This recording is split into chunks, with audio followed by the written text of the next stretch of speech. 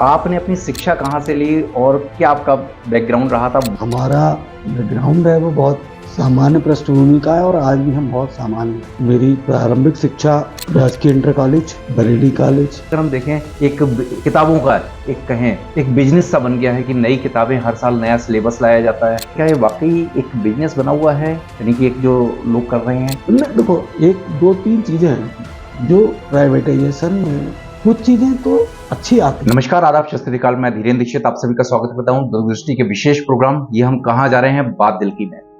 आज हमारे साथ में हैं राजेश यादव जी, जो कि शिक्षा के क्षेत्र से जुड़े हुए हैं। पहले मैं इनका पूरा परिचय करा देता हूं। ये हैं मदर्स पब्लिक स्कूल के चेयरमैन। आपका बहुत बहुत स्वागत है। आज का हमने जो पॉडकास्ट रखा है वो स्पेशली रखा है एजुकेशन को लेके, क्योंकि आजकल एजुकेशन को लेके बहुत लोग जागरूक हैं, चाहते हैं कि एक अच्छी शिक्षा मिल सके। तो उसी विषय पे हमने आज ये पूरा पॉडकास्ट रखा है, क्योंकि आपके एक नहीं 4 स्कूल चल रहे हैं। तो सबसे पहला मैं आप ही की शिक्षा को लेके, क्योंकि कई सारे लोग आपके बारे में थोड़ा जानना चाहेंगे, तो आपने अपनी शिक्षा कहाँ से ली और क्या आपका बैकग्राउंड रहा था, वो थोड़ा सा दर्शकों को थोड़ा सा बताइए। जी, हमारा जो बैकग्राउंड है वो बहुत सामान्य पृष्ठभूमि का है और आज भी हम बहुत सामान्य लोग हैं। और मेरी प्रारंभिक शिक्षा राजकीय इंटर कॉलेज, बरेली कॉलेज, और सारी शिक्षा मेरी बरेली कॉलेज से, मतलब बरेली में ही हुई। और पेशे से हम शिक्षक हैं और ये जीवन का एक उतार चढ़ाव रहा कि हम लंबे समय तक शिक्षा से नहीं जुड़ पाए। लेकिन जो नियति है वो आपको आपके मूल काम पे वापस कभी ना कभी लाती है। तो एक समय ऐसा आया कि जो हमें सदैव से पसंद था, हमने एमए किया, बीएड किया, लेकिन बीएड का वो एक लंबे समय तक हम आप नहीं कर पाए। और फिर उसके बाद एक समय आया कि सोचा गया कि भाई अब शिक्षा के क्षेत्र में कुछ काम किया। तब हमने 2015 में एक संस्था बना के मदर्स पब्लिक स्कूल की स्थापना बरेली में की। हमारा अपना काम करने का अलग मानक था। हम लोगों के साथ उस दौड़ में शामिल नहीं होना चाहते थे कि जहां अर्थ ही सब कुछ है। इसलिए हमने शहर के ऐसे क्षेत्र को चुना जहां शिक्षा की बहुत ज्यादा दिक्कत थी। आज भी सुभाष नगर और नेकपुर मणिनाथ के लोग पानी में से निकाल के बरसात के दिनों में बच्चों को पहुंचाते। और तो बरेली शहर का जो दक्षिणी इलाका था वहां कोई अच्छा संस्थान नहीं था। पूरे साल में 2 या 3 महीने का समय ऐसा आता है कि जहां कम से कम 10 से 12 बार पेरेंट्स अपनी मोटरसाइकिल से, कार से घुटनों वाल पानी में से निकलकर अपने बच्चों को स्कूल तक पहुंचाते। यहाँ बच्चे उस दिन स्कूल नहीं जा पाते। जल भराव की समस्या क्षेत्र में आज भी चाहे इतनी सरकारें बदल गई, लेकिन वो जल भराव की समस्या आज भी सुभाष नगर में खत्म नहीं। तब ये सोच के विद्यालय स्थापित किया गया और फिर हमने इसको इस तरह से प्लान किया, इसको इस तरह से नियोजित किया कि एक बहुत अच्छी शिक्षा को हम अफोर्डेबल प्राइस पे दे सकें। क्योंकि जो हमारा क्षेत्र है सुभाष नगर के, हम चूंकि मूलतः सुभाष नगर के ही रहने वाले हैं, तो हमें लगा कि अपने क्षेत्र के लोगों के लिए कुछ काम करना चाहिए। इसलिए फिर हम लोगों ने ये डिसाइड किया कि एक अच्छा स्कूल बनाएंगे और हमने जब शुरू किया तो पहले दिन सारे विद्यालय को पूरा एसी बना के शुरू, पूरी स्मार्ट क्लास लगा के शुरू। और ये 2015 में शहर के लिए क्रांति थी। और धीरे धीरे फिर जो बड़े स्कूल थे सो कॉल्ड तथाकथित रूप से जो एलीट क्लास के स्कूल हैं, उनको भी फिर इसी पद्धति पे आना पड़ा और उनको अपनी सुविधाएं बढ़ानी। उससे पहले किसी विद्यालय में एसी नहीं हुआ एसी था, नहीं सर। पहला लगाते थे। विद्यालय आप ही का ही है जहाँ हाँ। पे एसी शुरू हाँ। किया गया पूरा। और खाली एयर कंडीशन से मतलब ये था, एयर कंडीशन से मतलब ये था कि बच्चों को केवल एक कंफर्ट जोन देना, कि बच्चा अपने कंफर्ट जोन में शिक्षा ग्रहण कर सके। उसको एसी लगाने का मतलब कहीं उसको इस तरह से हम नहीं परिभाषित करते हैं कि उसे कोई हम विलासता की चीज दे रहे थे, उसको कोई लग्जरी दे रहे थे। हम उसको कंफर्ट देना चाहते हैं। और हम इसको इस तरह से भी देखते हैं कि जो सुविधाएं हमने अपने जीवन काल में नहीं ली, वो हर माँ बाप की इच्छा होती है कि जो सुविधाएं हम अपने जीवन काल में नहीं भोग पाते वो हमारे सपने होते हैं, तो हम अपने बच्चों को देना चाहते हैं। तो जो हमारे विद्यालय में पढ़ने वाले बच्चे वो हमारे ही बच्चे, हम उन्हें अपना बच्चा मानते हैं। तो हम उन्हें वो सुविधाएं देना चाहते थे जो हमें अपने जीवन काल में नहीं मिली या हमें अपनी शिक्षा के दौरान नहीं मिली।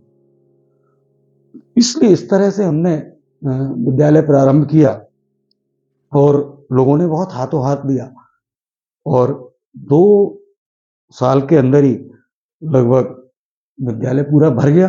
फिर हमें बिल्डिंग बढ़ानी पड़ी, तो 3-4 फेज में बिल्डिंग बढ़ा के हमने विद्यालय को आगे बढ़ाया। इसी दौरान फिर हमने 2019 में बीसलपुर में एक ब्रांच शुरू की, फिर 2021 में बदायूं शुरू की, फिर 2025 में बहेड़ी शुरू की। इस तरह से 4 संस्थाएं में लगभग 5000 बच्चे आज मदर्स पब्लिक स्कूल में शिक्षा ग्रहण कर रहे हैं और बहुत सुचारू रूप से। एक और बहुत महत्वपूर्ण काम हमने किया इस दौरान, बहुत सारी दिक्कतें किताबों की और अक्सर विद्यालय प्रबंधकों को या अपशब्द बोले जाते हैं, तो उसको हमने दूसरे तरीके से कंपनसेट करने की कोशिश की कि हमने कहा ये चीजें खत्म करो और ऐसा कर दो कि कुछ बच्चों को किताबें भी मिल जाए और जो जरूरतमंद बच्चे जो अफोर्ड कर सकते हैं वो बाजार से भी खरीद सकते हैं। बहुत सारे बच्चे होते हैं कि वो बाजार से नहीं खरीद सकते, तो इसलिए फिर हमने बुक बैंक बनाया। आपके स्कूल में बुक बैंक है? सारे ब्रांचेस में बुक बैंक है और हमने बुक बैंक की स्थापना की। और ये कोई बुक बैंक कोई हमारा कॉन्सेप्ट नहीं था, ये गवर्नमेंट इंटर कॉलेज में सन 80 से पहले 70 के दशक में लागू था। यानी वो चीज आपने जो राजकीय इंटर कॉलेज में सीखी, हाँ, वो चीज आपने यहाँ पे इम्प्लीमेंट कर ली? राजकीय इंटर कॉलेज में 70 और 80 के दशक में ये था। तो जब वो 70-80 के दशक में अगर वो जो सुविधाएं हमने अपनी शिक्षा के दौरान ली वो अपने बच्चों को क्यों नहीं दे सकते, तो हमने बुक बैंक की स्थापना की। और हमें शहर के बहुत प्रतिष्ठित लोगों ने, बहुत जो बुद्धिजीवी लोग हैं, उन लोगों ने बहुत प्रोत्साहित किया और उससे बच्चों को बहुत लाभ हुआ। और उसके 2 कारण थे। एक तो बच्चों को किताबें आसानी से मिल जाए, बच्चों को किताबों की अनुरूप कभी कभी शॉर्टेज हो जाती है, तो उसमें उसका शैक्षिक जो क्रियान्वयन है वो कम ना हो, उसके कहीं अवरोध ना उत्पन्न। और दूसरा, उसकी अपने सामान को सुरक्षित रखने की अच्छी हैबिट डेवलप हो, आदत डेवलप हो। उसमें ये सबसे बड़ी शर्त ये रखी गई कि हम तुम्हें किताब बाइंड करा के देंगे, सादी किताब नहीं, बाकायदा पक्की बाइंडिंग के साथ किताब देंगे। जितनी किताबें देंगे हम पक्की बाइंडिंग कराएंगे फिर आपको देंगे। और अगर आप किताब फाड़ दोगे, किताब नष्ट कर दोगे, किताब खो दोगे, तो आपसे किताब के पैसे नहीं लगेंगे। आपको मूलतः उसी प्रारूप में नई किताब खरीद के उसी तरीके से बाइंड करा के और बुक बैंक में जमा दोबारा करा देनी दोबारा देनी है उसी किताब को, यानी कि वापस कर देना है वापस उसी कर अवस्था देनी, में, जैसे कि दूसरे बच्चे इस्तेमाल। सबक भी मिले साथ में। हाँ, तो वो उससे एक हमें एक अच्छी आदत ये डेवलप करनी थी बच्चे के अंदर कि बच्चा अपनी चीजों को संभाल के रखे। बिल्कुल। और पुस्तक तो जी मतलब एक मूल आधार है शिक्षा का। तो अगर हम अपनी पुस्तक को संभाल के नहीं रख पा रहा है बच्चा, तो ये एक अच्छी उसके अंदर एक आदत डेवलप करनी थी, उसको अच्छे ट्रैक पे लाना था। इसलिए ये बुक बैंक का कॉन्सेप्ट लगाया गया और कॉन्सेप्ट बहुत सफल हुआ। और उसमें कुछ नहीं करते थे हम लोग, 1,000 रुपये आज भी लेते हैं उसका फीस और पूरा 1,000 वापस करते हैं। जब वो सेट देता है तो वो पैसे वो वापस पैसा, हाँ, वो बकायदा अकाउंट में लेते हैं और अकाउंट में ही देते हैं, ना नगद लेन देन नहीं होता उसका। उसका एक बुक बैंक का अलग खाता रहता है, वो उस अकाउंट में पैसे आते हैं और उस अकाउंट से ही उसको बकायदा जब उसको वो जमा कर देता है, नोटिस ले लेता है, तो उसके खुशी खाते में 1,000 रुपये चले जाते हैं। ये उसका चार्ज कोई नहीं लिया जाता। मेरे अंदर में अभी तक और अन्य किसी स्कूल में हाँ, इस तरीके किसी का स्कूल में कॉन्सेप्ट अभी तक नहीं है। नहीं है। तो एक ये प्रेरणा की बात है, अब बाकी स्कूलों को भी मेरे अंदाज में आपकी इस चीज से कहीं ना कहीं सबक लेना चाहिए, क्योंकि आज वर्तमान में अगर हम देखें एक किताबों का एक कहें एक बिजनेस सा बन गया है कि नई किताबें हर साल नया सिलेबस लाया जाता है। अगर मैं ये आप भी देख रहे हैं कि अधिकांश जगहों पे आता है कि हर साल नया सिलेबस,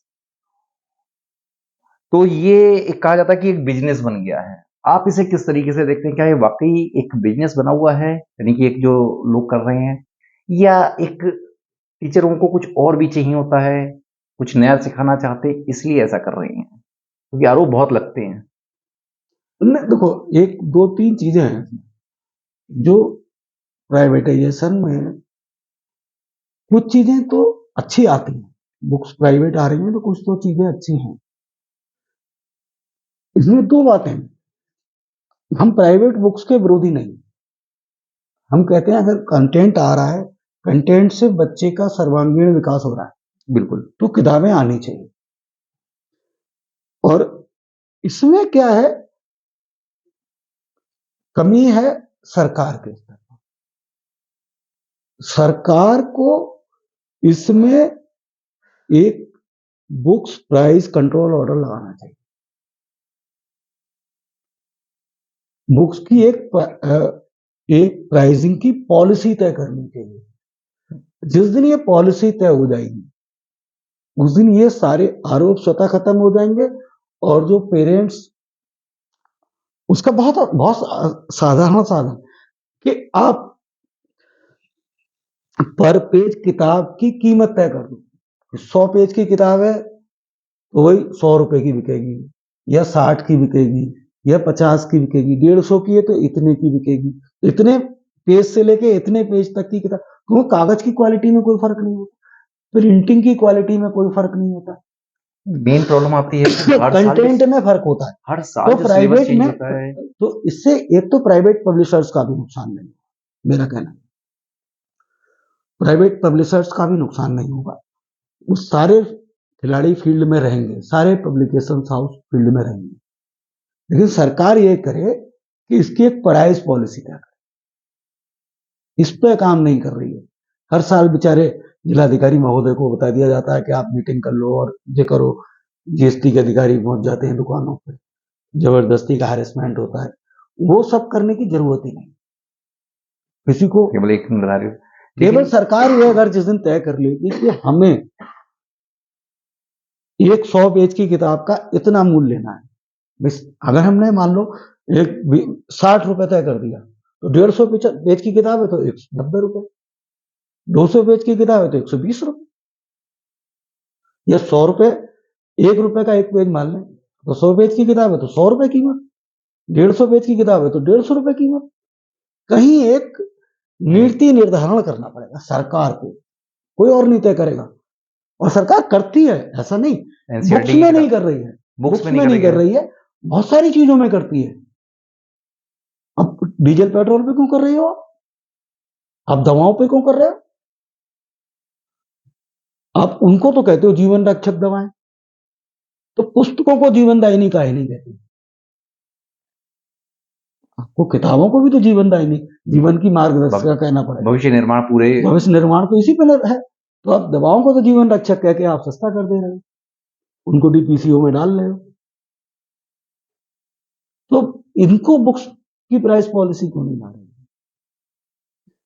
इसमें सरकार को, और इस पे कोई ये राज्य स्तर पे भी नहीं है, इसमें जो सांसद हैं वो केंद्र सरकार के सामने है, और ये संसद में ये चीज आए, और निशंक जी इसको लागू करना चाहते हैं।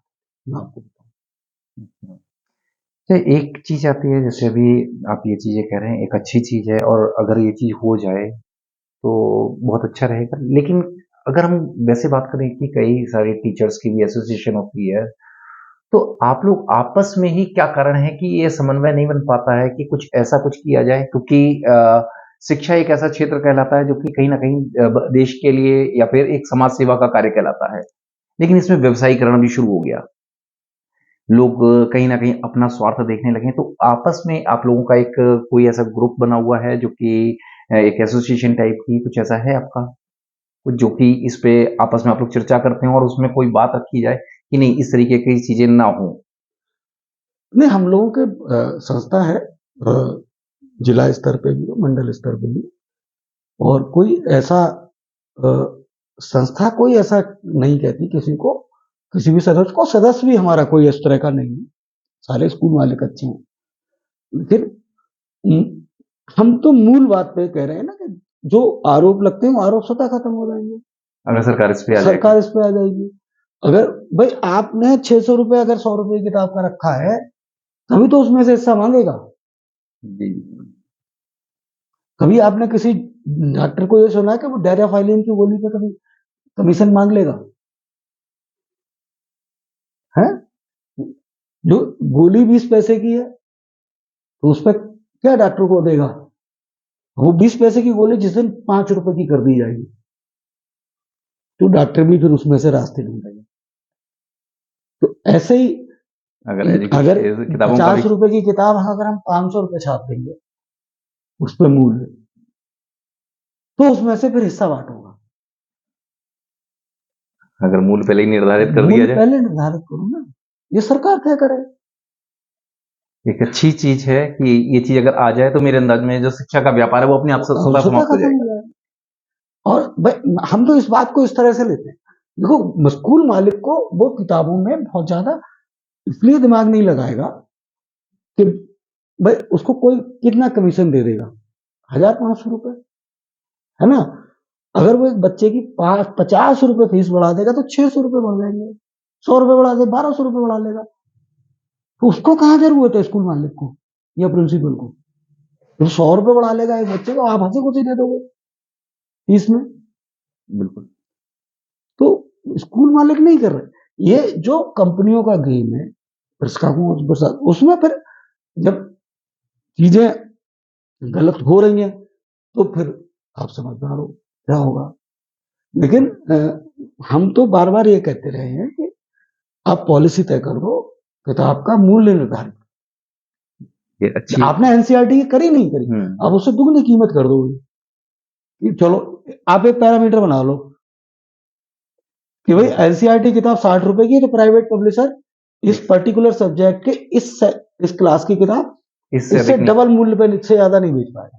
बिल्कुल, इससे दुगने मूल्य से ज्यादा नहीं बेच पाएगा।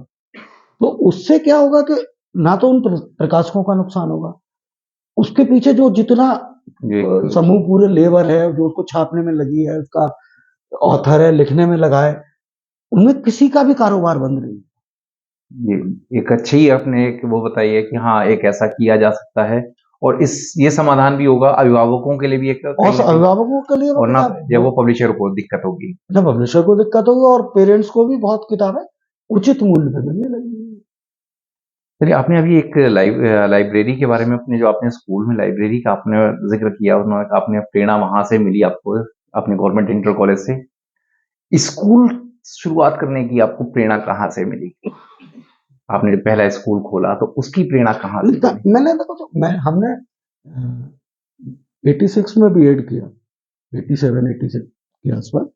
तो तब से एक अंदर शिक्षक तो था ही, और कुछ दिन हमने नौकरी वोकरी भी की, शिक्षक एज टीचर। फिर उसके बाद व्यापार में आ गए, व्यापार करते रहे। लेकिन कहीं ना कहीं मन में ये रहता था कि अ, कभी मौका लगेगा तो हम भी करेंगे। पर वो ईश्वर नियति लाती है। मैंने पहले जैसे प्रारंभिक को उद्बोधन में कहा कि नियति लाती है आपको, जो आपके मन में होता है। ईश्वर एक बार कहता है कि जा बेटा कर ले, तो वो हुआ कि मन की करने की बात आई, और फिर ये हमने विद्यालय स्थापित किया। और औरों से आज भी हमारी, हम किसी से ये नहीं कहते कि हम सबसे बहुत अच्छा कर रहे हैं, सारे स्कूल हमसे बहुत अच्छा कर रहे हैं, लेकिन हमारे काम करने का अपना तरीका है। आप अलग तरीके से हम काम करते अपने तरीके से आज भी हम लोग बेसिक्स पे ही काम कर रहे हैं। आज भी हम लोग बेसिक्स से ही पढ़ाते हैं। आज भी हम अपने जो भी टीचर हैं, जो भी हमारे यहाँ पूरी एक बहुत अच्छी टीम है, करीब 250 लोगों की टीचर्स की, वो आज भी बेसिक से पढ़ाते हैं। आज भी हमारे यहाँ लेसन प्लान बनता है, आज भी हमारे यहाँ डेली डायरी बनती है, आज भी टीचर्स नोटबुक बनती है, आज भी पर डे वो चेक होती है। मतलब एक जो शिक्षा का बेसिक Basic. प्रारूप है, वो हम लोगों ने नहीं छोड़ा। इसीलिए आज भी, जैसे कल ही हाई स्कूल का 10th का रिजल्ट आया है, तो जो मदर्स के बच्चे हैं, तो वो तो बहुत पिछड़े इलाके के बच्चे हैं। अगर वो बहुत बड़े बड़े नामी स्कूलों के बराबर कर पा रहे हैं, उनसे 2 या 3 नंबर का फर्क है केवल, तो मैं इसको बहुत धनात्मक दृष्टि से देखता हूं कि वो बहुत अच्छा कर, बिल्कुल, क्योंकि वो बहुत सीमित संसाधनों में पढ़ के आए हैं। जो सीमित संसाधनों में आके इस लेवल तक हाँ, अगर आ जा रहा अगर है तो उसके लिए एक अचीवमेंट है। वो 97-98% ला रहे हैं और 99% पे टॉपर बैठा है, तो 1% तो केवल 5 ही नंबर है। बिल्कुल, 5 नंबर का फर्क कोई मैं बहुत फर्क नहीं मानता, मैं ये मानता। और फिर मेरे पास उस लेवल के 10 बच्चे हैं, मेरी मेरिट लिस्ट में उसके नंबर के 10 बच्चे हैं कि जो 97 पे खड़े हुए हैं। अच्छा, तो एक बच्चे को 99 दिलाने का मतलब नहीं है। हमारा मकसद ये है कि हम ज्यादा से ज्यादा को, हम 96, 97, 95 पे अगर हमारा बड़ा ब्रैकेट आ रहा है, बिल्कुल, तो हाँ, सफल है असली तो मायने में। हम सही मायने में ये मानना है कि हम अपनी शिक्षा को, हम अपने बच्चों को सही शिक्षा डिलीवर कर लेना, सफल रहे। हमारी टीम बिल्कुल सही दिशा में काम कर रही है। हम ये नहीं कहते, अगर हम में उसमें से मान लो कुछ बच्चे 99% और 97% पे आ गए, और उसमें से मैक्सिमम 75% में जिन बड़े स्कूलों के या 80% पे अटके हुए हैं, तो वो वहां ज्यादा दिक्कत है। उनको काम करने की जरूरत, हमें काम करने की जरूरत नहीं। हमें काम करने की जरूरत तो हमको भी है। अब हम इसको और बेटर करेंगे कि हम कल वहां पर भी ले जाएं, लेकिन हमें ओवरऑल हम बड़ा व्याप चाहते हैं बच्चों के बीच में, जो डेवलप हो, और सारे बच्चे समान रूप से एक अच्छी परसेंटेज से, अच्छे उससे परीक्षा उत्तीर्ण कर सकें और ज्ञान ले सकें। खाली परसेंटाइल के उसमें रेस में बहुत भागने से भी फायदा नहीं। कितने कितने लोगों को हम सर्वाइवल करा पाए, महत्वपूर्ण बात यह है। एक बड़ी चीज आपने कही। अच्छा, ये तो आपका इसका हुआ। अगर मैं पूछूं, ये जो आपने पहला स्कूल खोला था, मदर्स पब्लिक स्कूल, जो पहला बरेली में आपने खोला था, तो कई सारी चुनौतियां भी आपको सामने आई होंगी, कई सारी दिक्कतें आई होंगी, तो वो चुनौतियों के बारे में थोड़ा सा हम जानना चाहेंगे। कुछ चुनौतियां क्या आपको शुरुआत में कि विद्यालय खोलने के समय में कुछ चुनौतियां आई हों? नहीं, ऐसी कोई ऐसा चुनौती नहीं आई। चीजें रहती हैं, और समय समय पे बहुत अच्छे लोग मिलते हैं। और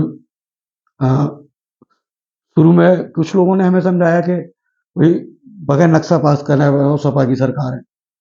हम नहीं, हमें फिर बीडीए के हमारे जो दो अच्छे अधिकारी थे दोनों, उन्होंने कहा नहीं, आप नक्शा पास करो, आप पढ़े लिखे आदमी, आप पढ़े लिखे वाले काम करो। तो हमारी समझ में आया, नहीं, हम अच्छा काम करेंगे और कल को कोई प्रॉब्लम ना हो। तो एक छोटी सी चुनौती थी, कुछ दिन का था, लेकिन वो सब कराया हमने, बिल्कुल 1 नंबर में स्कूल बनाया। उस जमाने में लोग जब नक्शा पास कराने को, कोई बहुत गंभीरता से नहीं लेता था। हमने पूरी गंभीरता से लेके नक्शा पास कराया और अच्छे से स्कूल बनाया और लोगों ने बहुत सहयोग किया। शिक्षा विभाग के अधिकारियों ने बहुत सहयोग किया, उसमें जिलाधिकारी के उन्होंने बहुत सहयोग किया।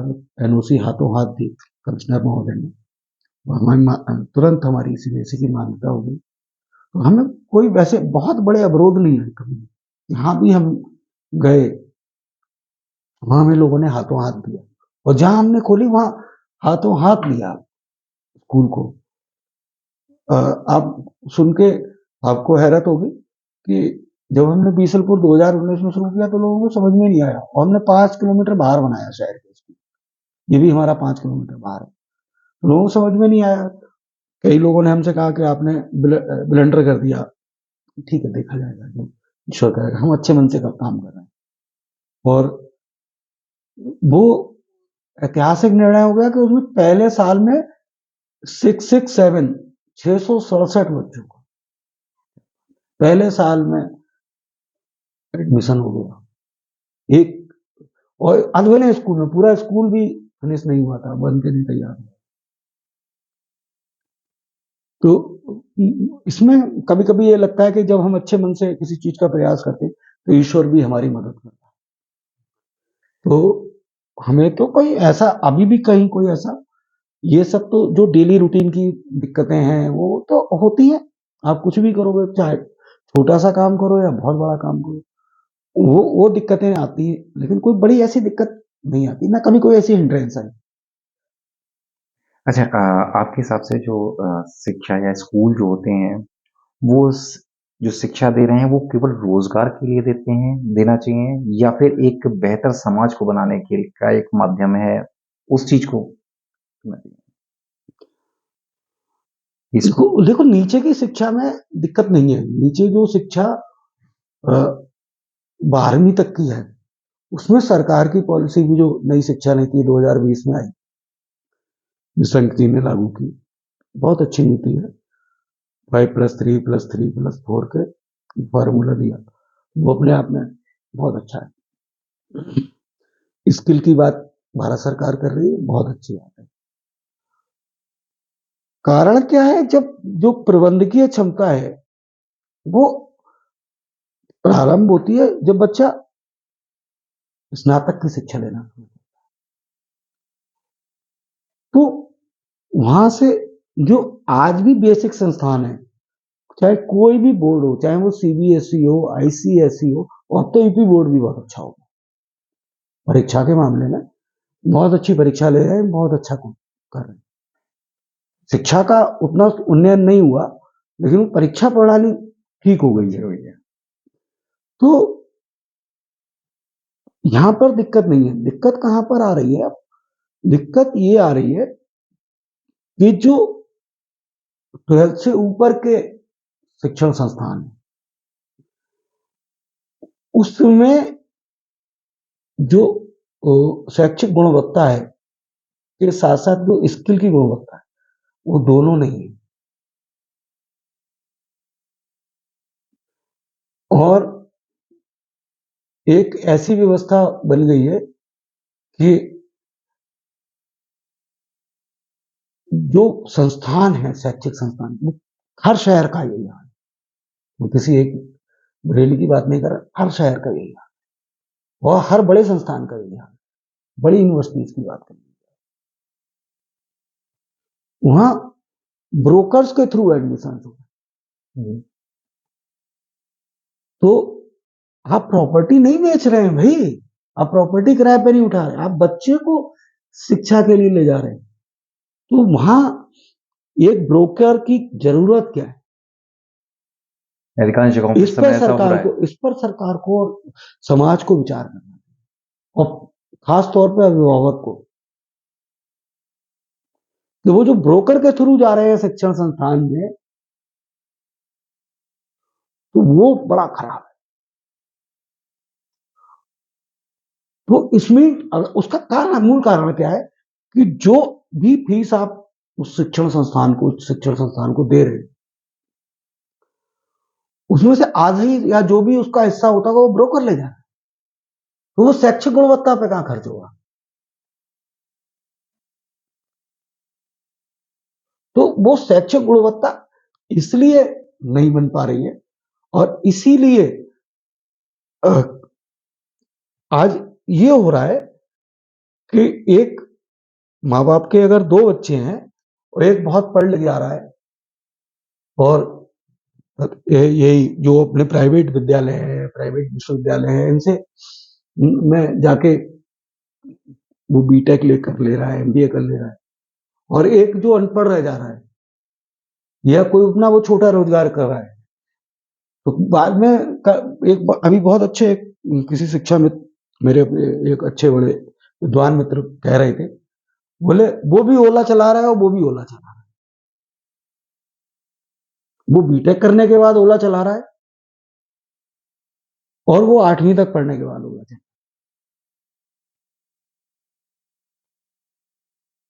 और बीटेक करने के बाद वो ओला चलाते हुए शर्म महसूस कर रहा है, वो उसका अपने जॉब से सेटिस्फेक्शन नहीं है, अपने जॉब से संतुष्ट नहीं है, और वो ज्यादा पैसे कमा रहा है क्योंकि जो दूसरा उससे कम पढ़ा लिखा है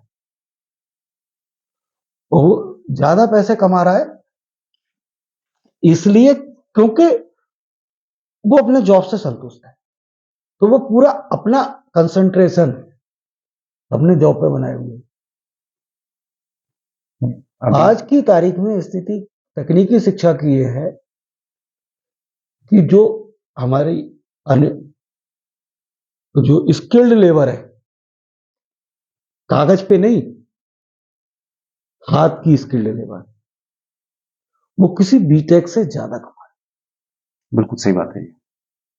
तो कहीं ना कहीं आप भी मानते हैं कि अभी भी जो एक्चुअल जो नॉलेज देनी है वो कहीं ना कहीं वो लैप हो रही है, कहीं ना हाँ, कहीं एक लैप छूट हो रही रही है। है, बिल्कुल लैप हो रही है, और उसका मैंने कारण बताया कि वो जो क्वालिटी आनी चाहिए, वो वो क्वालिटी नहीं, नहीं। क्वालिटी नहीं, और उसके लिए भी फिर कहीं ना कहीं सरकार की पॉलिसीज, अच्छा, क्योंकि हमने मानक पूरे नहीं करे, हमने शिक्षण संस्थानों के मानक पूरे। ये आप मानक को दोषी मानेंगे?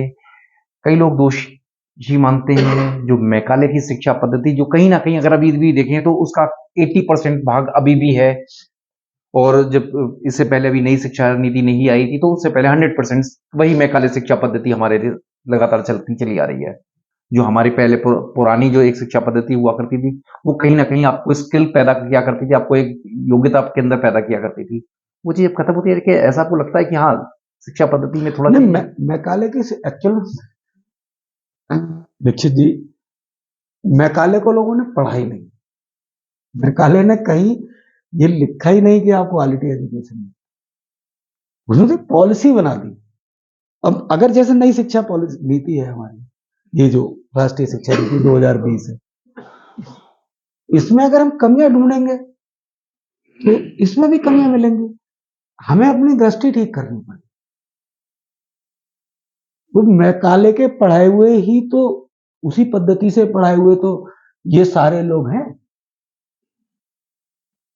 जो आज अमेरिका की कंपनियों में बड़े बड़े पदों पर बैठे हैं।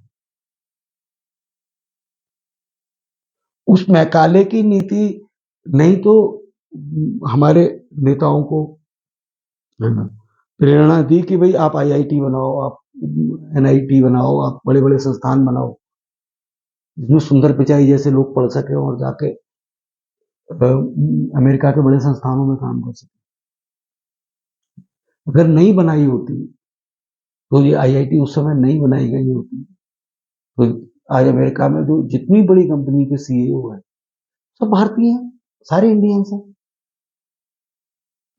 नहीं, आप की बात अपनी तो बात नीति की दोस्त उसके क्रियान्वयन की है, क्रियान्वयन में गड़बड़ है।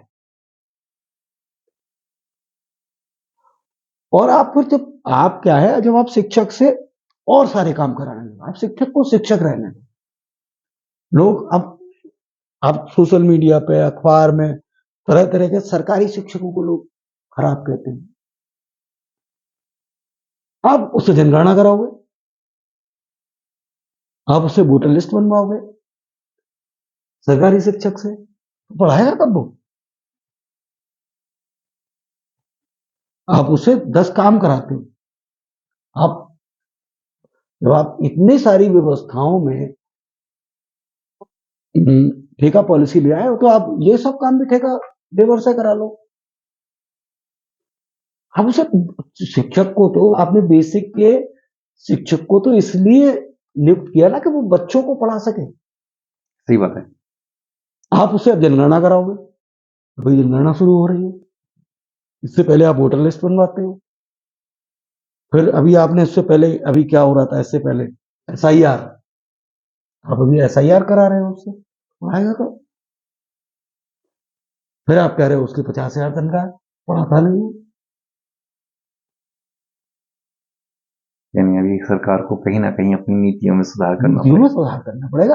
भाई आपने शिक्षक अपॉइंट करा है, आपने उसे गणक अपॉइंट नहीं करा है, आपने उसे गणना के लिए थोड़ा अपॉइंट किया है, आपने नियुक्ति पत्र उसे शिक्षक का दिया है, उसे शिक्षा देने तो दो। आप क्या करा रहे हो, आप उसे रैलियों में बुला रहे हो, आप उसे रैलियों की व्यवस्थाओं में लगा रहे हो। सही जितने बात है। सरकारी कार्यक्रम में बेसिक्स के टीचर लगा दिए जाते हैं, उनकी ड्यूटी निर्धारित कर दी जाती है, ये उसका जॉब नहीं है, उसका जॉब है बच्चे पढ़ाना। जब हम जो उसके मूल उसका जॉब है उस पे रहेंगे, तभी वो अपना 100% दे पाएगा। इसलिए दिक्कत है, और इसीलिए ये प्राइवेट स्कूल पनप रहे हैं। अगर आप उन शिक्षकों को पूरा अधिकार दो और पूरी प्रेरणा दो, तो इस देश की शिक्षा व्यवस्था में अभी भी, चाहे मैकाले की हो, चाहे नई राष्ट्रीय शिक्षा नीति में 2020 हो, कुछ भी हो, पॉलिसी किसी कोई भी खराब नहीं बनाता, उसका क्रियान्वयन गड़बड़ हो जाता है। चलिए, अच्छा, एक चीज और आती है, जब आप इन्हीं चीजों की बात कर रहे हैं, तो अब एक नया टाइम, एक आपने भी अपना समय देखा था, वो एक समाज को कहीं ना कहीं जोड़ने की शिक्षा काम करती थी, कहीं ना कहीं हम लोग जुड़े हुए थे आपस में। लेकिन वर्तमान में जो है, वो हम आपस में जुड़े हुए नहीं है, कहीं ना कहीं अगर हम देखें तो समाज टूटता जा रहा है। तो इसमें आपको क्या लगता है कि क्या समाज को टूटने में इस शिक्षा का कुछ कहीं योगदान है क्या? मैं इसको शिक्षा के मैं कहीं इसको जिम्मेवार नहीं मानता, ना शिक्षा को ना शिक्षक को। उसका मूल कारण यह है कि बच्चा स्कूल में आज भी सॉरी, आज भी वो उसी वातावरण में रहता है।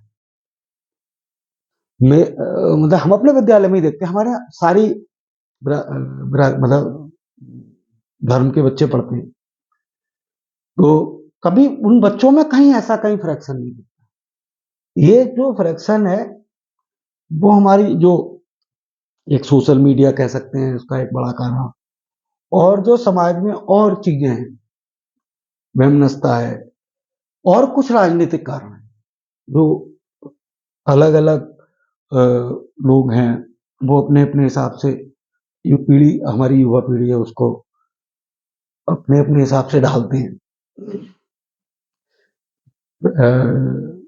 शिक्षा के लेवल पे कहीं मुझे नहीं लगता कि बच्चों में कहीं ऐसा फ्रैक्शन आता है, और ना कोई टीचर आज तक मैंने ऐसा देखा कि वो बच्चों में फर्क करे कि ये हिंदू है, ये मुस्लिम है, ये सिख है, ये ईसाई है। तो ऐसा आज तक कभी नहीं, फर्क हिंदू नहीं। मुस्लिम, अगर मैं समाज में बात करूं कि जैसे हम पहले हुआ करता था कि हमारे पड़ोस में जितने भी लोग हुआ करते थे, तो वो सब परिवार के ही सदस्य कहलाते थे, कहीं ना कहीं परिवार की तरीके से ही हम लोगों के बीच में ट्रीटमेंट होता था।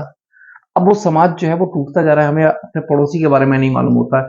खासतौर पर अगर आप किसी भी मेट्रो सिटी में अगर आप पहुंच जाए, तो मेट्रो सिटी में तो ये चीज और ज्यादा वो एकांकी, बिक- वो उसका कारण ये नहीं है, उसका कारण एकांकी परिवार है, इसमें शिक्षा का कोई उसका एकल परिवार, उसको संस्कार में ही नहीं मिली वो चीज। उस बच्चे को संस्कार में ही वो चीज नहीं मिल रही है। उसका सामाजिक कारण क्या है, वो एकल परिवार। ये समाज, ये जो वो जो पहले जो था वो संयुक्त परिवार था, तो संयुक्त परिवार में उसको एक आदत हो जाती थी कुछ लोगों के बीच में रहना। जब तक वो उन लोगों के बीच में नहीं रहता था, तो कई बार ये होता था बच्चा बीमार पड़ जाता था अगर उसको दादा दादी नहीं मिले, उसकी बुआ नहीं मिली, उसकी चाची नहीं मिली। आज वो सब खत्म हो गए। जी। तो जब एकल एकल है तो उसका केवल उसका साथी कौन है। अब हो क्या गया है कि वो 4 साल 5 साल 3 साल 6 साल का बच्चा जब होता है, वो रोता है तो उसकी माँ उसको मोबाइल पकड़ा, अब वो उसको बहलाने का एक साधन है, तो वो उसी से बहलना शुरू कर देता। तो वो एक आभासी दुनिया में चला जाता है, वास्तविक दुनिया में वो आभास में अपना सर्वस्व ढूंढता है। पहले वो ढूंढता था कि परिवार के बड़े लोगों के पास, अपने से छोटे लोगों के पास, किसी से पिटता था, किसी को पीटता था, तो वो वहां उसको अपनापन होता था। आज उसको दादी ने मारा भी और पर उसको अगले दिन बैठा के गोदी में कुछ अच्छा सा खिलाया भी, तो वो जुड़ा रहता था उससे।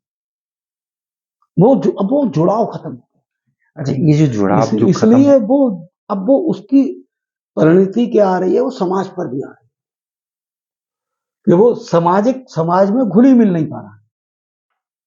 और वो सामाजिक तो बनेगा ना जब वो घर से सामाजिक बने। अभी घर में ही सामाजिक नहीं है, घर में ही समाज नहीं है उसके, घर में ही एकांत हो गया। जब घर में समाज नहीं है तो वो सामाजिक कैसे बनेगा। ये जो यही चीज आ रही है कि समाज घर में समाज नहीं है, लेकिन ये जो एक भावना पैदा करने का काम कहीं ना कहीं देखें, यानी ये अगर कहें कि जो एक जस्ट सोशल बनने के लिए जो कहा जाता है, सोसाइटी एक बनने के लिए, इसमें क्योंकि लगातार तलाक के केसेस भी बढ़ रहे हैं, लोग आपस में भाई भाई साथ में रहने के लिए तैयार नहीं है, इसमें एक महत्वपूर्ण भूमिका होती है शिक्षक की भी, कि शिक्षक जो है वो जो वो अपने छात्रों को कहीं न कहीं इस प्रकार की शिक्षा भी दे कि वो कहीं न कहीं समाज को जोड़ने का काम करे। क्या आपको लगता है कि इस तरीके की शिक्षा भी कहीं न कहीं दी जानी चाहिए? देखो कहीं कहीं ऐसा कोई प्रारूप कहीं किसी किताब में नहीं लिखा। शिक्षकों की रिश्ते भी तो क्या इसमें भूमिका होनी चाहिए? शिक्षकों को इस पे ध्यान देना, शिक्षक बेचारा क्या करेगा। शिक्षक उसकी स्किल डेवलप करने के लिए, उसकी योग्यता डेवलप करने के लिए, शिक्षा उसे पूरा जीवन का ठेका नहीं दे रही। वो तो उसको एक सांचे में ढालना है शिक्षक का काम। शिक्षक का काम है। होता क्या है कि जब बच्चा आता है विद्यालय में, चाहे वो सरकारी हो चाहे प्राइवेट, किसी में भी, तो बिल्कुल कच्ची मिट्टी होता है, या जो भी बनाना है उसको किस सांचे में ढालना है, ये शिक्षक का काम यहां से शुरू होता है। तो वो तो उतना ढाल के भेजता है, वो उसके लिए कोई वो 4 पैरामीटर एक क्लासरूम में नहीं लगाएगा। अगर वो 40 बच्चों को या 30 बच्चों को या 20 बच्चों को शिक्षा दे रहा है तो वो सामान्य रूप से देगा। वो उसमें किसी को भी उसने ऐसा नहीं सिखाया कि तुम ऐसा करना। ये तो उसकी सामाजिक और तत्कालिक परिस्थिति, उसकी सामाजिक परिस्थिति और तत्कालिक किसके साथ।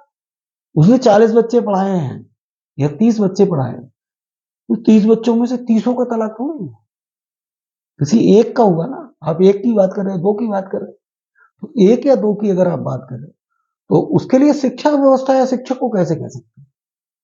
वो तो उसकी पारिवारिक और तात्कालिक परिस्थिति। आज मेरी परिस्थिति तात्कालिक कुछ हो सकती है, आपकी कुछ हो सकती है, आपकी कुछ। ये चीज़ अगर मैं पहले कहूँ, मैं शिशु मंदिर का पढ़ा हुआ हूँ, तो हमारे यहाँ रोज़ सुबह पूछा जाता था, आज आप अपने माता-पिता के पैर छू के आए नहीं आए? एक छोटी-सी एक रिस्पॉन्सिबिलिटी हुआ करती थी कि नहीं, रिस्पॉन्सिबिलिटी कह लें या आदत कह लें, उस समय एक आदत डाली गई कि नहीं, आपको पैर छू के आना है।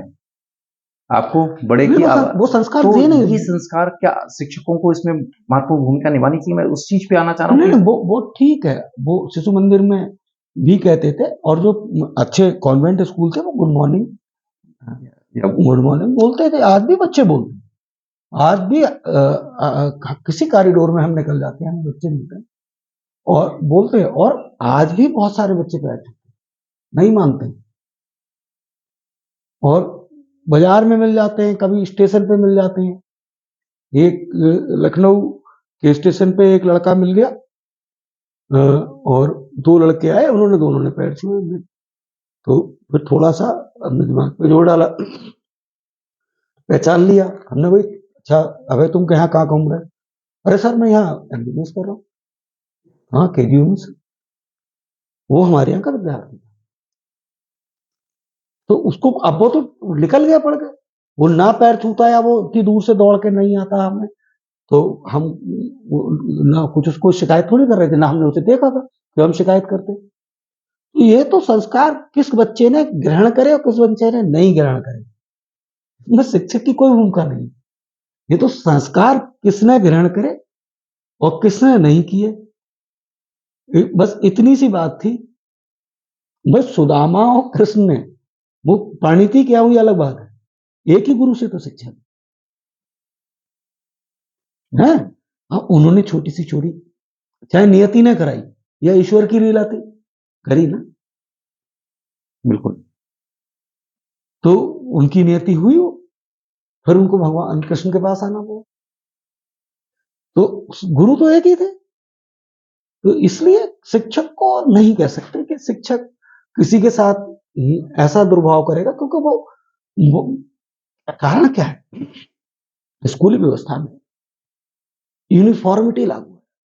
अगर कहीं समाजवाद लागू है तो वो आज भी स्कूलों में लागू है। आप देखिए सच्चा समाजवाद आपको मिलेगा तो केवल अब स्कूलों में बचा है, चाहे वो सरकारी हो चाहे प्राइवेट, क्योंकि वहां शहर के बहुत बड़े करोड़पति का बच्चा भी और एक मिडिल क्लास बाबू का बच्चा भी और किसी 4th क्लास चपरासी का बच्चा, एक ही क्लास में एक ही बेंच पे बैठ के पढ़ रहे होंगे, एक ही ड्रेस, एक ही कपड़े की ड्रेस पहन के पढ़ रहे होंगे, एक ही किताब पढ़ रहे होंगे। इसी को समाजवाद कहते हैं। तो स्कूलों में कभी ये ऊंच नीच भेदभाव ये डेवलप नहीं किया जाता। वो खेलते हैं तो भी एक ही टीम में खेलते हैं, पढ़ते हैं तो भी एक ही टीम में, वहां वो सब अच्छे दोस्त होते हैं।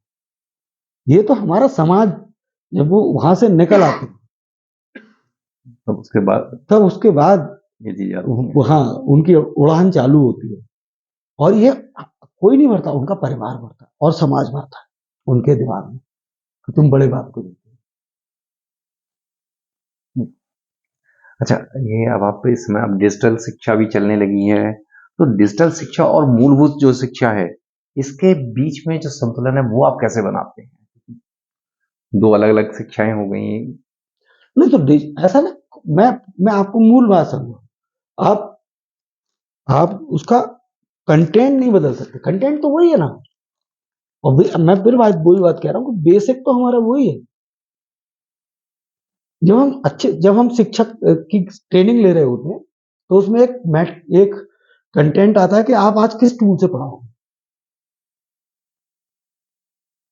तो हमारे जमाने में जब ये नहीं थी तो उस समय एक वो गोल रोल वाला काला ब्लैक बोर्ड आता था, वो उससे पढ़ाते थे, तो उसमें मेंशन करना होता था, या कभी चार्ट पेपर बना के ले जाते थे, चार्ट पेपर से पढ़ाएंगे। तो आज वो टूल बदल गया है बस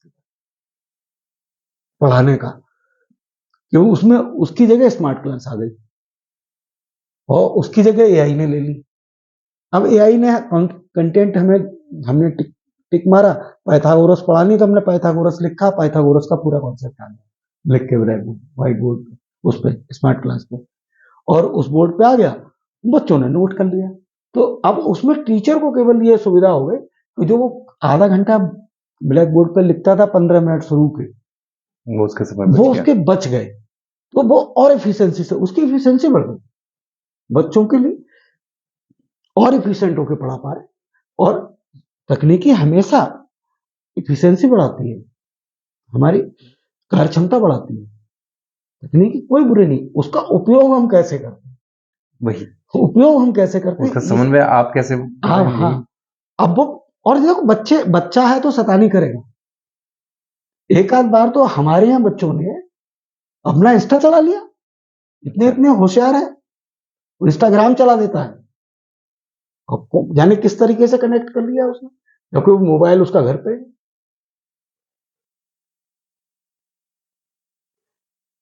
तो ये अच्छा तो उसको ये नहीं कि उसको दंडित किया जाएगा। हाँ, आप अगर अगर आप उसे उस दिन पनिश कर दोगे तब आप गलती कर रहे हो। पनिश नहीं करना, वो समझाना है, उसको मोटिवेट करना है कि भाई आप बेटा आगे से मत, वरना वो विद्रोह कर ले। बिल्कुल सही बात है।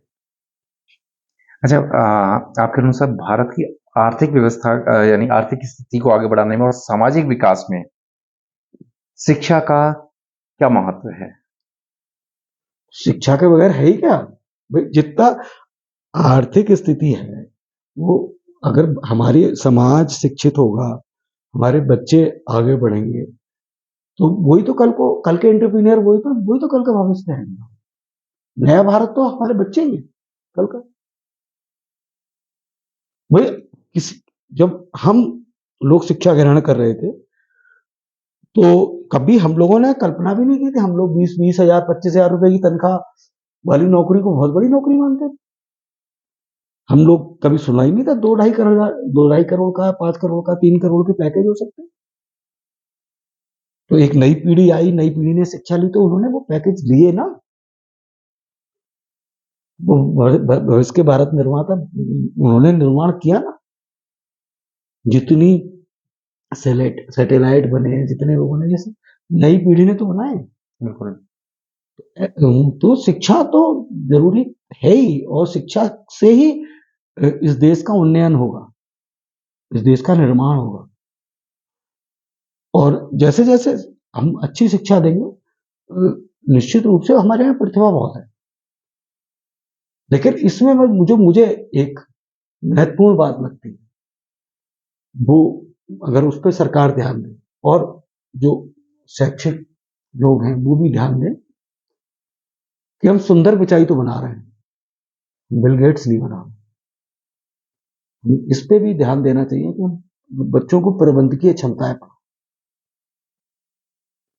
हम उनकी स्किल को इस तरीके से डेवलप करें, इस तरीके से करें कि वो अच्छे एंटरप्रेन्योर बने।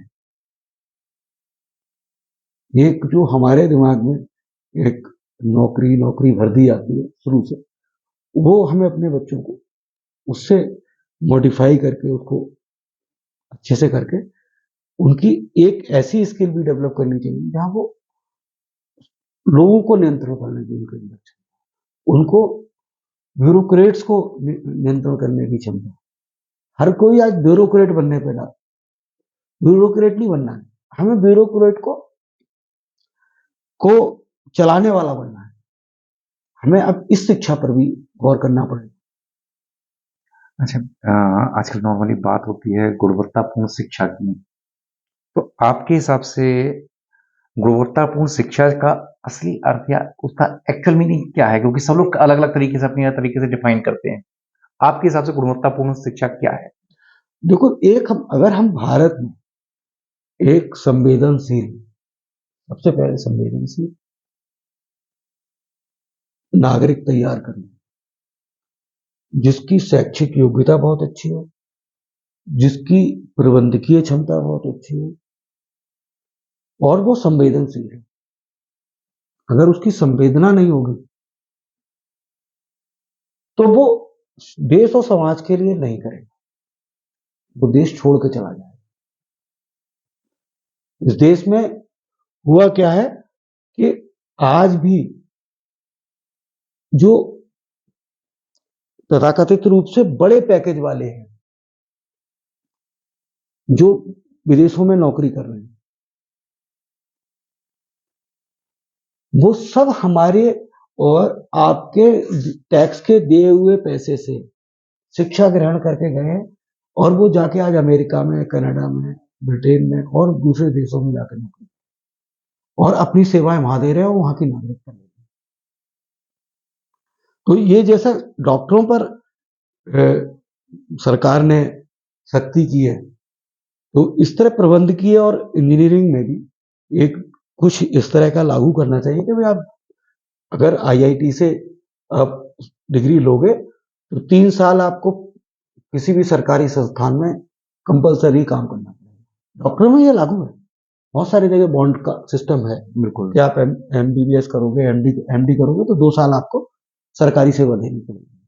तो ये इसमें भी लागू करना चाहिए, जिससे देश का भी तो निर्माण हो। आप 50,000 रुपए में, 1 लाख रुपए में पूरी 5 साल की IIT डिग्री लेके चले जा रहे हो, और आपके ऊपर सरकार का पता है कितना है? 5 करोड़, 3 करोड़, 2 करोड़ रुपया खर्च हुआ है। देश और समाज को क्या दिया आपने? आपने तो योग्यता हासिल करी, अब चल दिए विदेश में नौकरी ढूंढ ली। तो कम से कम 3 साल, 5 साल का, 2 साल का कुछ योगदान आप देश को दो। अच्छा, अब मैं आता हूँ गुणवत्तापूर्ण शिक्षा ही की को लेके ही चल रहा हूँ, लेकिन इसी में ही कहा जाता है क्योंकि आपके विद्यालय में भी CBSE बोर्ड है आपका। क्या आपको लगता है कि CBSE बोर्ड में कुछ कमियां हैं जिसमें कुछ ना कुछ सुधार होने की आवश्यकता है? मैं CBSE बोर्ड हर साल देखो, आज भी लगभग 41 देशों में CBSE बोर्ड के स्कूल है जी। और विश्व का सबसे बड़ा बोर्ड है। तो ऐसे ही नहीं बन गया, और वो निरंतर सुधार करते रहते हैं, और एक प्रतिष्ठित बोर्ड है। जी जी। मतलब भारत में तो कम से कम सबसे अच्छा बोर्ड अगर माना जाए तो CBSE, और जितने बेस्ट एशिया में भी आपकी जो जहाँ जो ये पढ़ाई वगैरह चल रहा है, यहाँ भी सबसे अच्छे स्कूल CBSE माने जाते हैं। तो दुबई में और ये सऊदी में जाकर देखा है हमने, खुद भी हम गए हैं। इवन लंदन में हमारे CBSE स्कूल है, इससे ज्यादा क्या प्रतिष्ठा की बात होगी। और वो कंपेयर करते हैं हम लोगों से, हम लोगों से compete भी करते हैं और कंपेयर भी करते हैं, दोनों करते हैं। तो शिक्षा व्यवस्था CBSE इज द बेस्ट, बहुत अच्छा बोर्ड। और अगर यूपी बोर्ड की बात करूं तो क्योंकि आपने उससे शिक्षा की। बोर्ड में नहीं, यूपी बोर्ड में अब देखो, बोर्ड का काम है परीक्षा कराना। बोर्ड का काम कोई पढ़वाना नहीं है, बोर्ड आपको पढ़वाने के लिए नहीं कर रहा है। CBSE बोर्ड भी केवल परीक्षा कराने वाला बोर्ड है। उसने एक कैरिकुलम दे दिया आपको कि हम इसकी परीक्षा लेंगे। आप ये आप कॉन्सेप्ट अलग अलग समझिए। CBSE बोर्ड कोई शिक्षा देने के लिए नहीं कह रहा है आपसे, उसने तो पॉलिसी बना दी है आपको कि आपको इतने शिक्षक रखने हैं, ऐसे रखने हैं, वैसे रखने हैं। ये हम बोर्ड का, हमारा एग्जामिनेशन का पैटर्न है, और ये हम किताबें देने का काम NCERT का है, वो अलग संस्था है। उसने तो आपको केवल सिलेबस दे दिया, हम ये इसमें से एग्जाम लेंगे, ये पैटर्न पे लेंगे, इतने MCQs लेंगे, इतने ऐसे क्वेश्चन लेंगे, इतने लेंथी क्वेश्चन लेंगे। पूरा उसने आपको खाका खींच के दे दिया, आपको उस तरह से एग्जाम कराना। और आप सोचो, आज भी जितना नीट का पेपर जब तक CBSE ने कराया, कभी आपने कोई अनहोनी सुनी? उसकी बात की हुई, इतना बढ़िया सिस्टम है उनका कि कभी भी एक पेपर कोई गलती से भी तो उसकी परछाई भी नहीं देख सकता। कितने साल तक तो केवल CBSE बोर्ड ही कराता ना।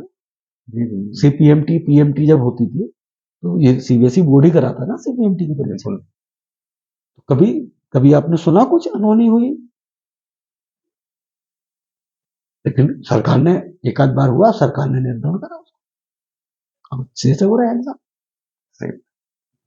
अच्छा, आज की जो शिक्षा में बढ़ती प्रतिस्पर्धा के बीच में अगर मैं नैतिकता और मानवीय मूल्यों में जो जैसे वो कमी आ रही है, इसे बनाए रखने के लिए आपके हिसाब से क्या करना चाहिए?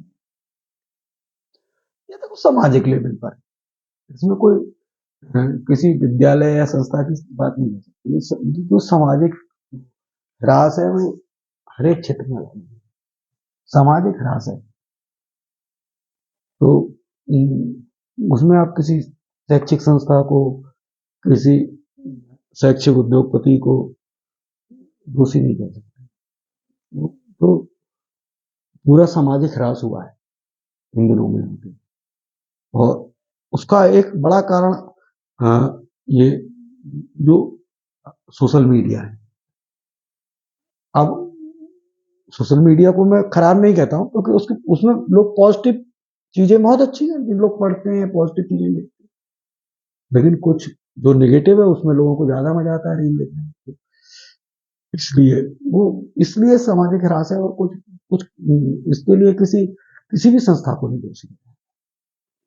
चलिए, अब मैं कार्यक्रम के अंत की ओर जा रहा हूँ। हमारा जो मेन थीम है, ये हम कहाँ जा रहे हैं, बात दिल की। तो अगर मैं आपसे पूछूं, ये हम कहाँ जा रहे हैं शिक्षा के क्षेत्र में, आपका इस पे क्या कहना देखो, शिक्षा के क्षेत्र में चलिए हम लोग अच्छा कर रहे हैं, अभी भी बहुत अच्छा कर रहे हैं, और मैं तो हमेशा धनात्मक सोच का व्यक्ति हूँ।